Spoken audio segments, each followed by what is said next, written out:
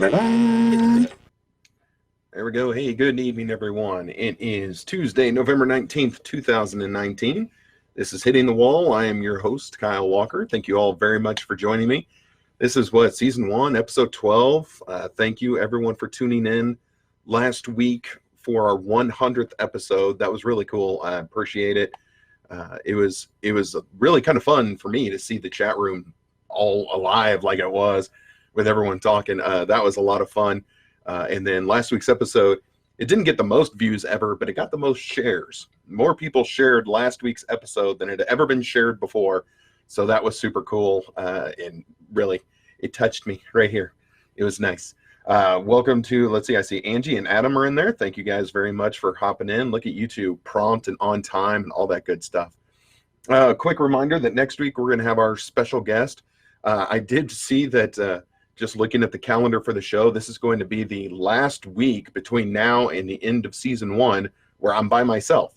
I've got guests at least penciled in for every show between now and the end of the year. So I thought that was kind of interesting. So this will be the last night where you have to just deal with me. The rest of the time we'll have somebody else here as well. Next week, again, is Shawnee. If you guys have any questions you'd like to send her, then please, by all means, send those in and we will talk about it next week. I know that she is back in the States. You know, she lives over in Germany. She is back in the States for the holiday season. So we're going to catch up with her next week, assuming nothing goes haywire. Anyone who has, done a podcast or any kind of a show or anything knows that sometimes things with guests, life happens, and sometimes you better have a plan B. So I'll have a plan B, but I have faith that this is going to happen. So I want to dive into this week. I put on Facebook that this is definitely not going to be the warm and fuzzy show like last week's was. Last week's was a great show. It was fun, but we're going to kind of dive back into what we do. And so I'm going to start with a story. And I've been sitting on this story for a while because it just hasn't fit in with our shows as of late to really talk about it. So this happened a few weeks ago.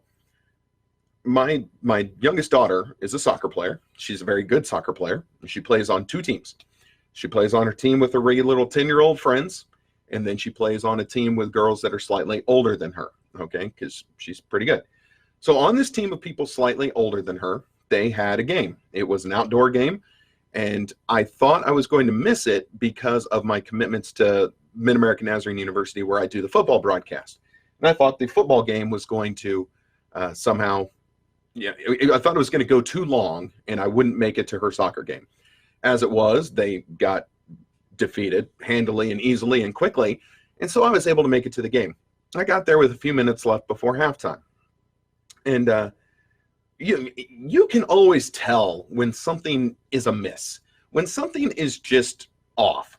And when I got there, I noticed that something was just off with not the players, maybe a little with the players, but more with the parents. Now, Caitlin was added to this team. This was an already existing team, so they all knew each other. Caitlin and I and her family, we were all kind of the outsiders coming in. So, I'm still getting to know everyone. I'm still kind of getting to know the people and getting to know the other parents, but, Caitlin is on this team and she has her teammates. Well, the parents of Caitlin's teammates are kind of my teammates. So I'm getting to know my teammates, shall we say, here in the parenting world. And so as I'm there and I'm getting this sense that something is just a little off, and I find out later what it is. They finally clue me in. So this team that she is on is mostly made up of Hispanic girls, and of course then their families. Okay, the coach is Coach Gonzalez, and Caitlin and a few others joined this team, again, already existing team. They all have played together, and it's primarily young Hispanic ladies. I don't care. Doesn't bother me in the slightest. So what I found had happened is before I arrived, there was a little bit of a brouhaha, a little fracas with the way parents were lined up at the field. Some parents did not line up across from their bench, which is customary. So some of the team's parents kind of got intertwined. Well, apparently, this led to a little bit of talking, a little bit of jawing, a little back and forth, where even the other team's coach got involved, made a few comments, and just really kind of things did not go smoothly, shall we say. And this was all before I got there. So I'm there and I realize that there's a problem. And so when I ask about it later, here's what happened. What happened was a parent from the other team made a comment that was so heinous and so infuriating that I don't know what to do with it. What she said to them was, well, it looks like your team is made up of mostly Spanish girls. I'll just have ICE come and deport you all and we'll win by forfeit. When I heard this, I about flipped my lid. Now you can tell, look at the screen. I am not just white. I am neon white. And even I was just appalled at what someone said. And what they said something, like I said, that was heinous, that was terrible, that was awful. They said it in the context of 10, 12-year-old girls soccer, where if each team has 13 girls, maybe one out of the 26 total are even going to go on to play on a collegiate level. Maybe. Okay, so you're throwing around racial insults over 10-year-old soccer games. And after the fact, again, I was just livid, and I'm glad I wasn't there because I can be rather sharp-tongued, in case you hadn't noticed. I can be a little smart aleck, in case you hadn't noticed. And if I had been there to hear this, I would have stuck up for my teammates, the parents on that team, who I can't believe there wasn't just an all-out brawl. I can't believe they showed the restraint that I wouldn't have had, because I would have told this later where she could have stuck her little racist comments. And because there is no place for that around impressionable kids. There's no place for that anywhere. I don't care where you're at. You keep that stuff to yourself if you're going to think it anyway. And so after the fact, I really got to thinking, and I'm bringing it full circle into what we're going to talk about tonight. I got to thinking, how does a woman like that even look at herself in the mirror? Like, when you look in the mirror, what in the world do you see if you're going to say something like that about child soccer? And so going along those lines, I know that this is going to kind of sound like I've been accused of doing me episodes. Well, this is going to be kind of a me episode because I'm going to relate my experiences to you. You listen to what has your name on it, because trust me, something I'm going to say is going to pertain to your situation. But again, I'm using myself as the guinea pig. I will gladly throw myself under the bus many times. So I apologize if this sounds like a me episode, but this is the way we're going to go. So this woman actually helped with tonight's show. And I saw a quote that really stuck with me because, again, in my head is, how does this woman even look at herself in the mirror? And here's what I saw, and I quote, "Many people would be scared if they saw in the mirror not their face, but their character." Boom. How true is that? How true if someone looked in the mirror and did not just see the reflection back, but saw what their character looked like? Would they not, I mean, would your mind just not be blown? Would you not just be in utter fear of what you might see? Do you think after what she said, if she looked in the mirror and saw her character, do you think it would frighten her? What do you see when you look in the mirror? What character do you see? Would it scare you? And that's kind of the big question for today. Would the character that you saw in your reflection scare you? So to you people, you wonderful viewers of mine who are kind of trickling in and out tonight, you guys watch the show. You know, either you watch it live like you are right now, or you watch it after the fact, but you get to sit there, you get to look at me, you get to look into my eyes when I'm looking into the camera and I don't have crazy reflections on, which I do right now. But you guys get to watch the show, you hear my voice, you read my body language, and on all these aspects, I work on what I want to present to you. Okay, and so that my hope whenever you watch these shows are, you see a kind person, you see someone who's trying to help, you see someone encouraging, and you see someone doing what they love to do. Because I do love to do these shows, and I do love podcasting, and I do love the broadcasting that I do, and I do like all of these things. So let me talk to you about what I see. Okay, so I work on what I want you to see. Here's what I see. Okay, you know Michael Jackson did that song, Man in the Mirror. Well, that song would not apply to me. Okay, it wouldn't apply to that woman either. And again, if we're looking at character, it wouldn't apply to a lot of us. For me, it's not man in the mirror. It would be the monster in the mirror. Okay, and I remember a morning over my long span of almost 10 years now post-divorce. I remember this morning in my post-divorce life where I went to bed the night before after an evening of, let's just say, a little drinking and a little debauchery. Okay, and I woke up the next morning, I stumbled into the bathroom, just getting ready to go for my day. And then I remember I walked by the mirror, and I caught have you ever walked by a mirror and you just catch that sideways glance, just that glance right out of the corner of your eye that kind of gets your attention? Okay, so I got that of myself. Clearly there was no one else there. I was just walking. And it was the first time that I saw it. It was the first time that I saw what I call the monster in the mirror. And I stopped dead in my tracks.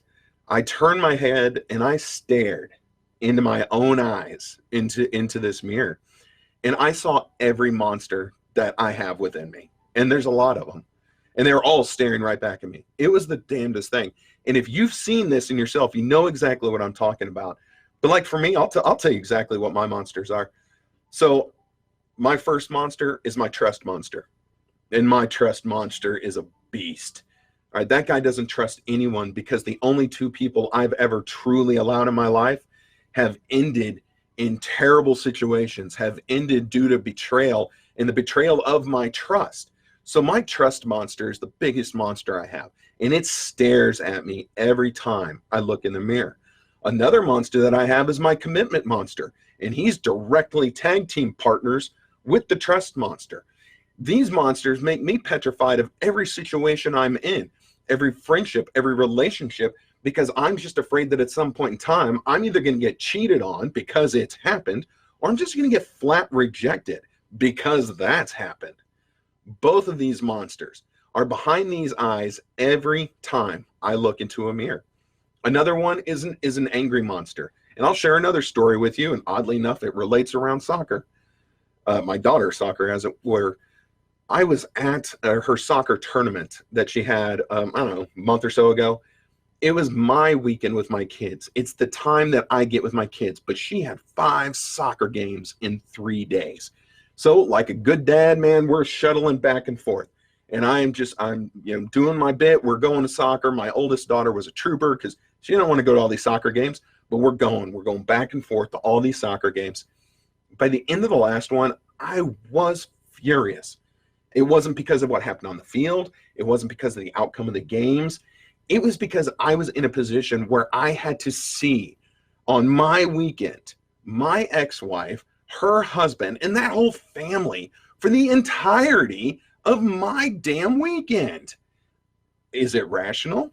I don't know. Is it right? Probably not.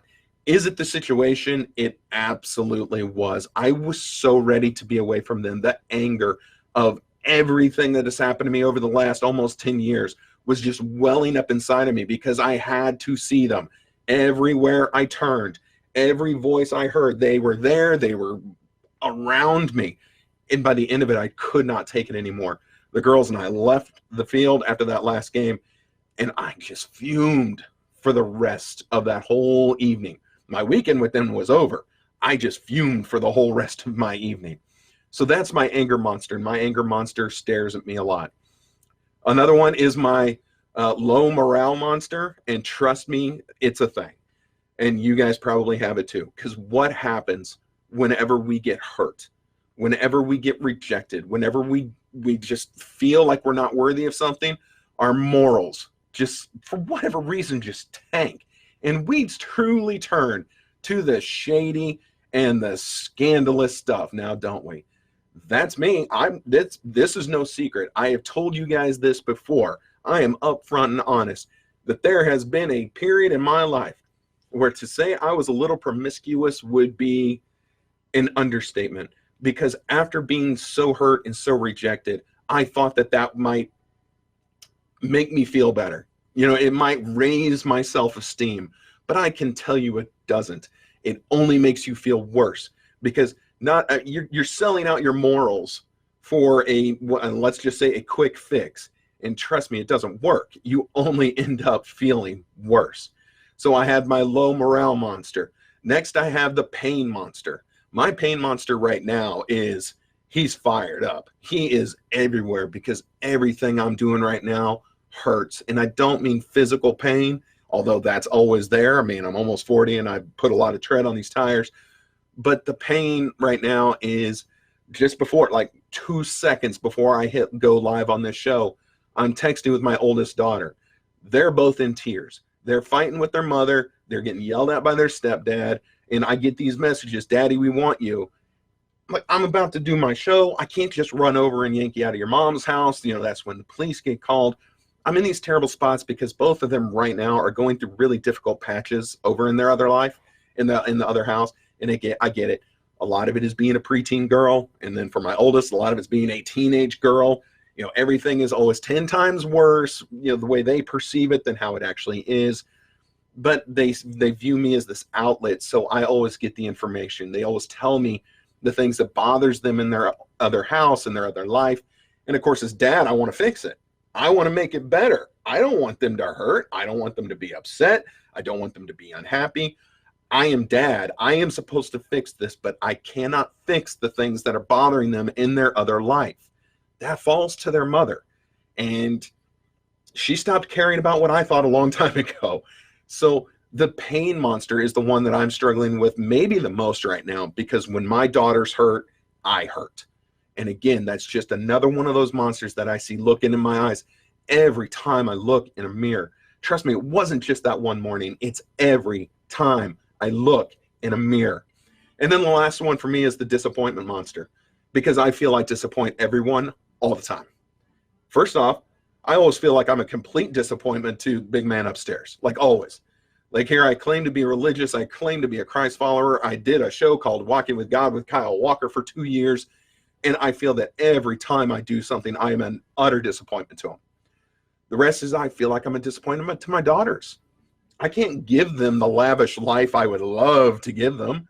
I can't take them on expensive vacations. I can't buy them the newest iPhone. There's so much I can't do. You know, I live in a duplex. I can't give them a backyard. They want a dog. I can't have a dog here. There's no backyard. So I feel like I'm a constant disappointment to God. I'm a constant disappointment to my daughters. And then I feel like I'm always a disappointment to myself because I couldn't make a marriage work. My marriage ended in divorce.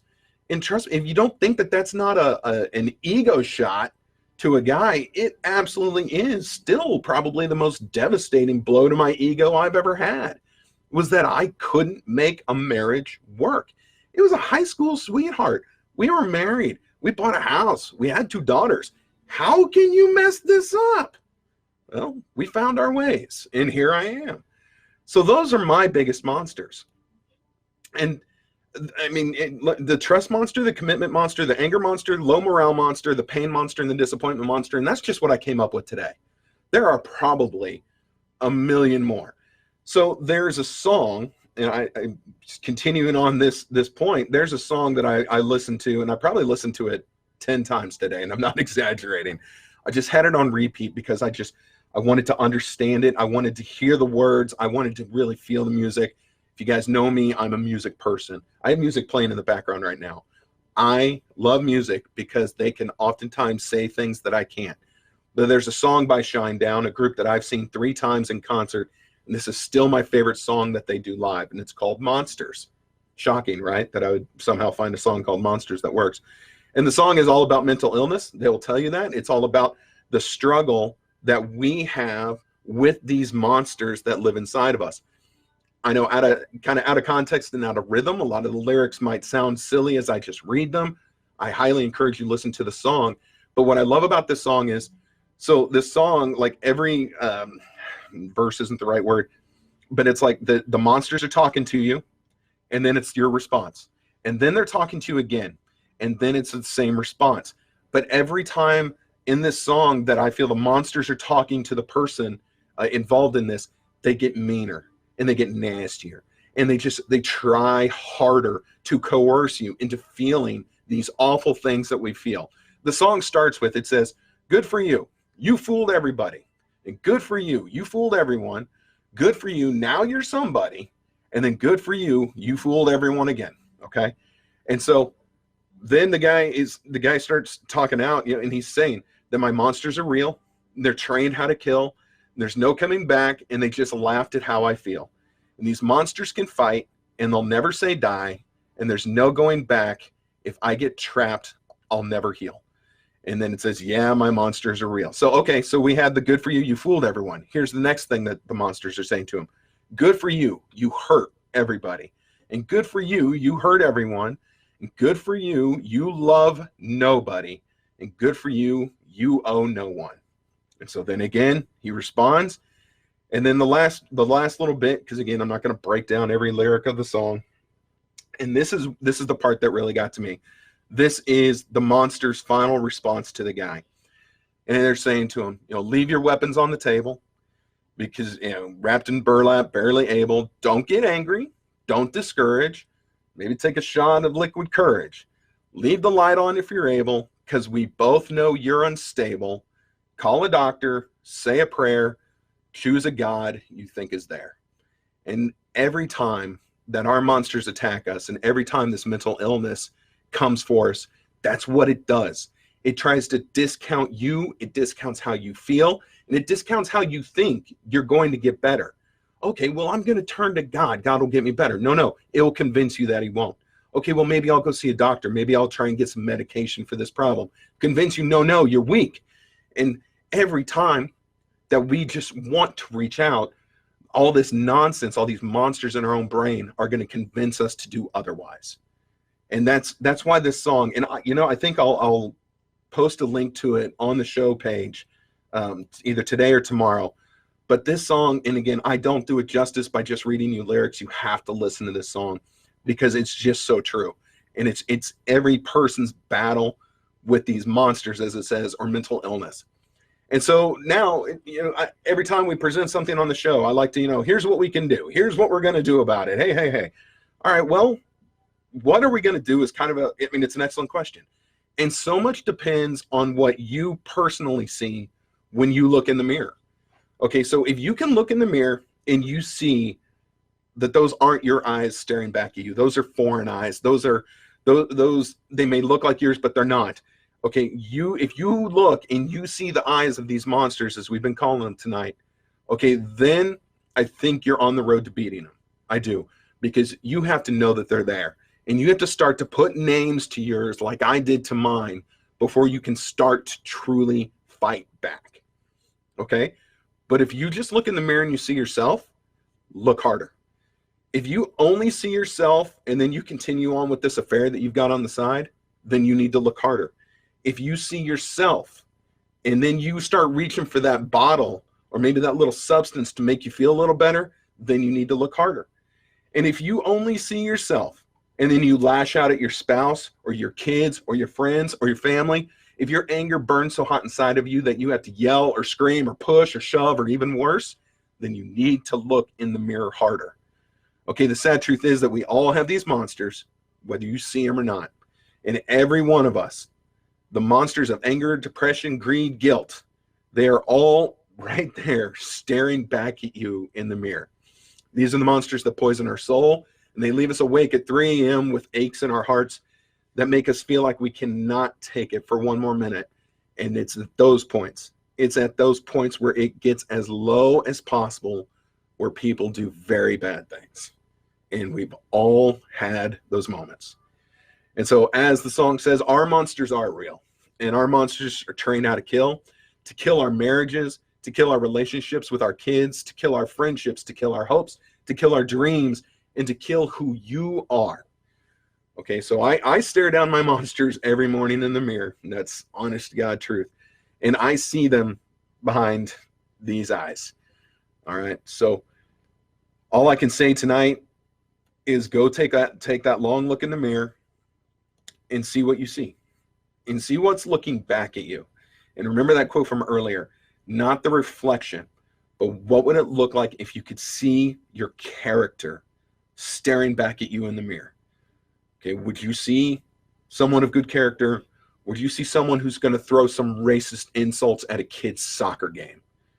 Because if you just see yourself and you see nothing else, then you just need to look harder. You need to look and see those monsters that are staring back at you, because they are absolutely right there. And then until you see them, you will not beat them. So that's going to do it for tonight. Thank you guys very much for watching. I appreciate it. We're going to have guests on starting next week all the way through the end of the year. And so, yeah, be safe and be good to one another. We'll see you next week.